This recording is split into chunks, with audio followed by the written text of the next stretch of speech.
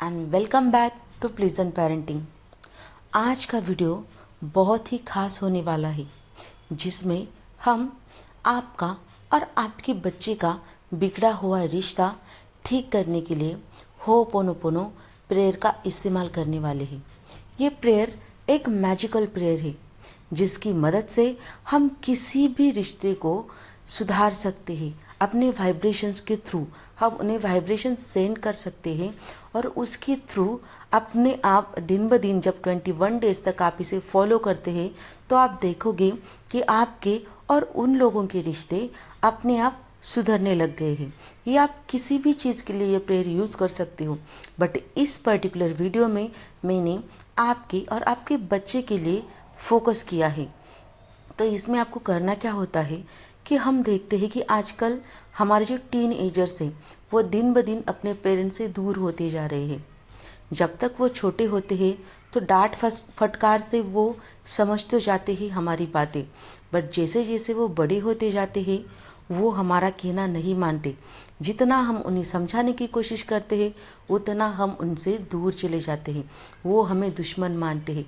तो अब इस केस में क्या किया जाए, तो मैंने एक छोटा सा सॉल्यूशन ढूंढ लिया है, क्योंकि इस मैजिकल प्रेयर ने बहुत सारे लोगों के बिगड़े रिश्ते सुधारे हैं और ये आपके लिए भी ज़रूर काम करेगी। तो चलिए बिना देरी किए हम इस मैजिकल प्रेयर को शुरुआत करते हैं। इस मेडिटेशन के दौरान आपको एक शांत जगह पर बैठ जाना है और 10-15 मिनट तक आपको कोई डिस्टर्ब ना कर सके, इस बात का ध्यान रखना है। अब धीरे से अपनी आंखों को बंद कर ले, अपना पूरा ध्यान अपनी सांसों पर ले आए। अब हम 3 लंबी और गहरी सांस लेने वाले हैं। अब लंबी और गहरी सांस लीजिए, थोड़े टाइम के लिए होल्ड कीजिए और अब इसे धीरे से छोड़ दीजिए। एक और लंबी सांस लीजिए, होल्ड कीजिए और धीरे से छोड़ दीजिए। और एक बार लंबी सांस लीजिए, होल्ड कीजिए और इसे धीरे से छोड़ दीजिए। अब अपनी आंखों के सामने आपके बच्चे को विजुअलाइज कीजिए कि जैसे वो आपके सामने बैठा है। अगर आपकी लड़की हो तो आप उसे विजुअलाइज कीजिए। अब धीरे से अपने बच्चे की आंखों में आंखें डालकर प्यार से उसके दोनों हाथ अपने हाथों में लीजिए और एक स्माइल कीजिए। आपका बच्चा भी आपको देखकर स्माइल करता है और उसकी प्यारी सी मुस्कान को देखकर आपको बहुत ही अच्छा लगता है, दिल को बहुत सुकून मिलता है और आप उसकी बचपन की यादों में खो जाते हो कि कैसा था वो छोटा सा नन्हा सा बच्चा आपकी गोदी में। पहले दिन से आपको वो सारे मीठे पल याद आने लगते हैं जो आपने आपके बेटे के साथ बिताए हैं।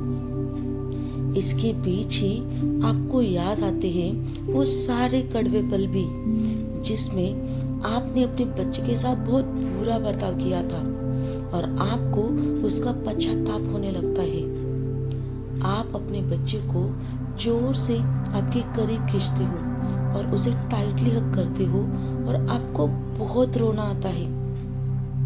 आपके दिल में बरसों से दबी हुई जो बातें थी जो कभी आप उसे बताना चाहते थे, आप सब उसे बताने लग जाते हो।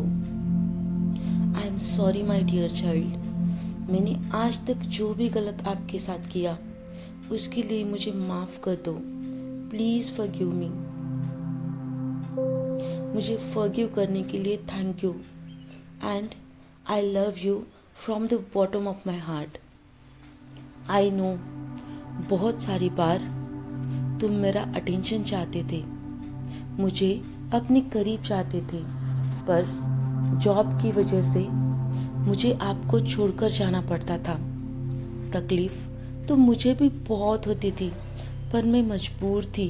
मुझे माफ़ कर दो। आई am sorry, please forgive me. Thank you, I love you.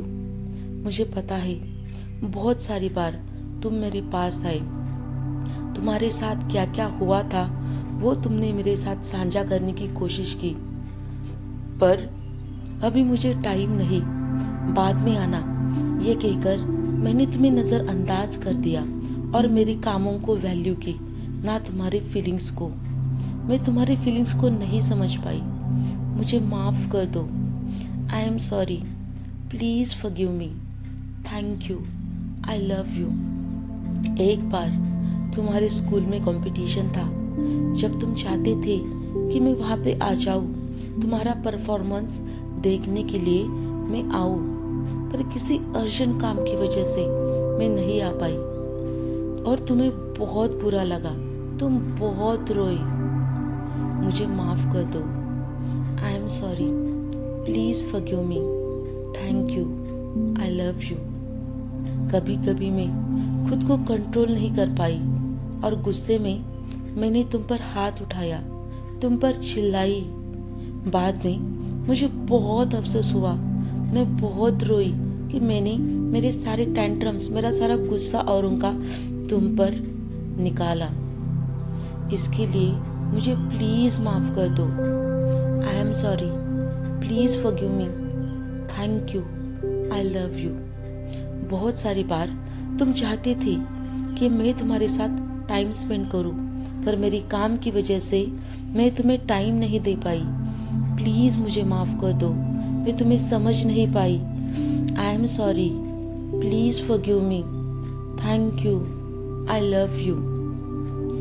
और ये जब आप बोल रहे थे उसे, तो आपके आंसू से बहुत आंसू आ रहे थे और आप बहुत रो रहे थे, और आपका बच्चा भी आपके साथ रोने लगता है, आपको बोलता है कि मम्मा इट्स ओके, कोई बात नहीं, अब तक जो हुआ सो हुआ, आप रो मत, आई कैन अंडरस्टैंड यू। आपकी भी कोई मजबूरी रही होगी, आपको भी घर ऑफिस सब कुछ एक साथ मैनेज करना पड़ता है, आपको मेरे लिए बहुत कुछ करना पड़ता है। सुबह से लेकर शाम तक आप भी बहुत बिजी रहती हो, आप भी सबका ख्याल रखती हो, तो इसलिए कोई बात नहीं मम्मा, मैं आपको माफ़ी दे देता हूँ, कोई बात नहीं, इट्स ओके। ये कहकर वो आपके आंसू पोंछता है। आपको बहुत ही हल्का फील होता है, मानो बहुत ही बड़ा बोझ आपके ऊपर से हल्का हो गया है। आपका बच्चा आपको टाइटली हग करता है। इतने में ही उसके फ्रेंड्स खेलने के लिए उसे बुलाते हैं, उसे आवाज़ देते हैं, और वो आपकी परमिशन लेके खेलने के लिए चला जाता है, और आपको भी अपने घर के कामों की याद आती है और आप अपने घर के कामों में व्यस्त हो जाते हो। अब धीरे धीरे अपने कॉन्शियस को जहाँ पर आप बैठे हो वहाँ पर लेके आइए। अपने एनवायरनमेंट को, अपने रूम को फील कीजिए, अपने हाथों को रब कीजिए और अपने चेहरे पर घुमाइए और धीरे से अपनी आंखें खोलिए। आई होप आपको बहुत ही लाइट फील हुआ होगा और ये मैजिकल प्रेयर आपको 101% हेल्प करेगी आपका और आपके बच्चे का जो भी वुंडेड रिलेशनशिप है उसे स्ट्रेंथन करने के लिए, उसे और मजबूत बनाने के लिए। अगर आपके और भी कोई ट्रॉमास है और भी कोई इंसिडेंट है जो मेरे इस प्रेयर में मैंने शामिल नहीं किए, तो आप उसे वीडियो को पॉज करके वहाँ पे आपकी जो बुरी यादें हैं उसे विजुअलाइज कर सकते हो, उसके लिए उससे माफ़ी मांग सकते हो। एंड आई एम श्योर आपके बच्चे की सोल, आपका बच्चा आपको ज़रूर माफ़ कर देगा और आप दोनों का बॉन्ड ज़रूर मजबूत होगा। अगर आपके आसपास और भी ऐसे पेरेंट्स हैं तो उनके साथ भी ये प्रेयर ज़रूर शेयर कीजिए। मैं मिलती हूँ आपसे अगले वीडियो में, तब तक के लिए धन्यवाद।